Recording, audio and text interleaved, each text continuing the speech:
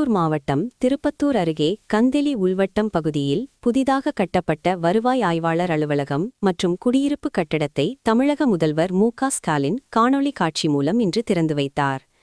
சுமார் ரூபாய் 35 லட்சம் மதிப்பீட்டில் 2024-2025 ஆண்டிற்காக கட்டப்பட்ட இந்த புதிய கட்டிடம் பொதுமக்களுக்கு சேவையை மேலும் எளிதாக்கும் வகையில் அமைக்கப்பட்டுள்ளது.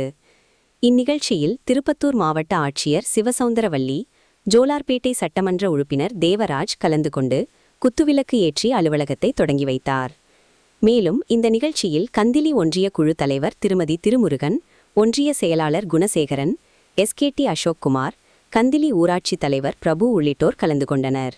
மேலும் தொடர்ந்து வருவாய் ஆய்வாளரை புதிய அலுவலக அறையில் அவர்களின் இருக்கையில் அமர வைத்து பணியை தொடங்கி வைத்தார். நிகழ்ச்சி முடிவில் மாவட்ட ஆட்சியர் வெளியேறிய போது அப்பகுதியைச் சேர்ந்த 10க்கும் மேற்பட்ட பெண்கள் தங்கள் பகுதிகளில் குடிநீர் வராததால் கடும் சிரமம் அனுபவித்து வருவதாக மனு அளித்தனர். இதற்கு மாவட்ட ஆட்சியர் உடனடி நடவடிக்கை எடுக்கப்படும் என உறுதியளித்தார். அதே நேரத்தில் அப்பகுதியைச் சேர்ந்த மாற்றுத்திறனாளி ஒருவர் தனது சொத்து அபகரிக்கப்பட்டுள்ளதாகவும் தமக்கு அந்த இடத்தில் வீடு வழங்க வேண்டும் என்றும் கோரிக்கை வைத்தார். அதற்கு மாவட்ட ஆட்சியர் உரிய ஆய்வுகள் நடத்தப்பட்டு அனைத்தும் சரியாக இருந்தால் உடனடி நடவடிக்கை எடுக்கப்படும், தவறுகள் இருந்தால் வழங்க முடியாது என தெரிவித்தார்.